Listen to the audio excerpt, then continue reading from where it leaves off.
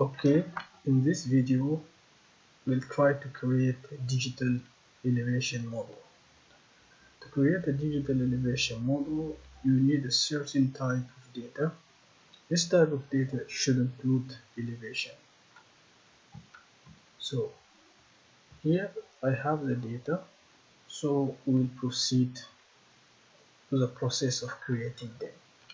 Okay, first thing first, before you create them, you need to create something called TIN, which is an abbreviation of triangular irregular network.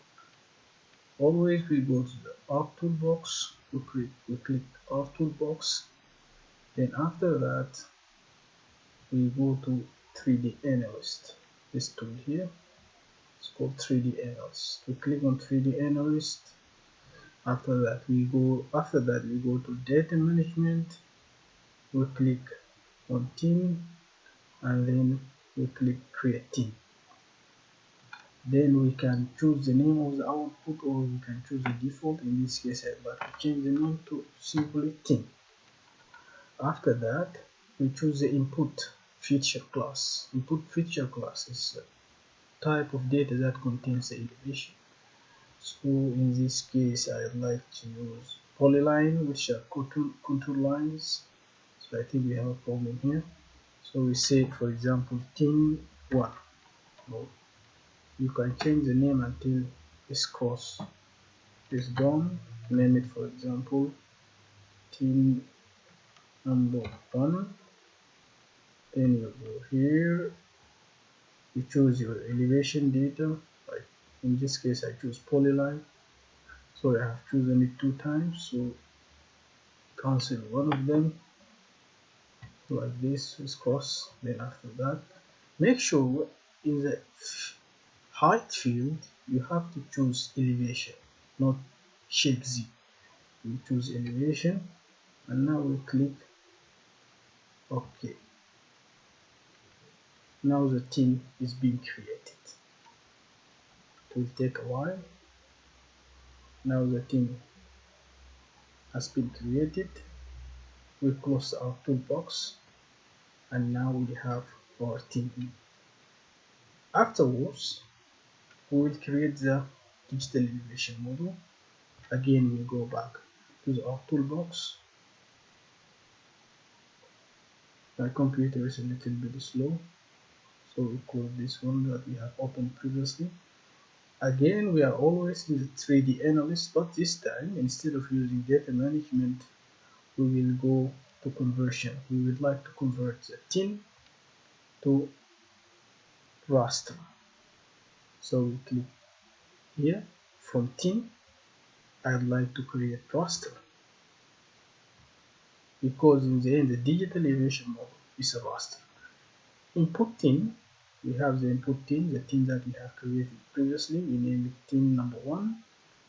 Then for the output, we can specify the name, keep it simple, like DEM, for example, and you can keep the other requirements as default. Then you click OK. Dataset, OK. Output raster dataset, OK. We have the output raster dataset. I think the name is not accepted. Maybe we name it also like DEM number 1, and we see what will happen. It's fine. Everything is okay. DEM number 1, and we now click OK. Now the digital elevation model is ready. We close our toolbox again.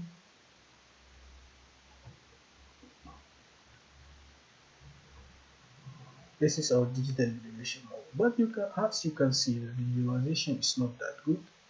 So to improve it, we can go to properties, and we change the symbology. So instead of this gray color line, we can use the terrain model, this one here, and then we click apply or OK. And now this is our digital elevation model.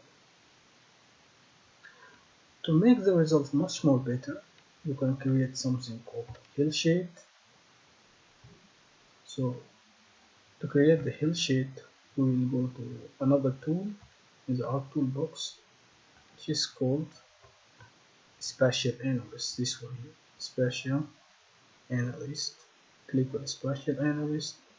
You go to surface here and create hillshade. You click on hillshade.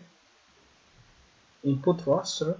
We use the dim that we have created before, and then we could name this hillshade, for example, just hillshade number 1, for example.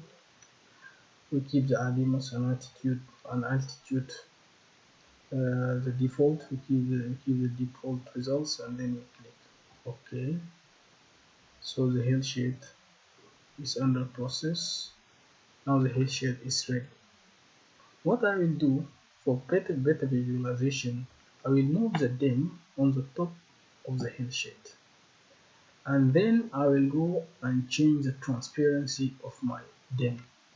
So you go to the tool effects tool, and then you click on your digital elevation mode, this one, and now we go to transparency, and we change the transparency, for example, to 50% or slide 50%, 51% of that. Now you can see the visualization of the digital elevation model is much more better. Thank you.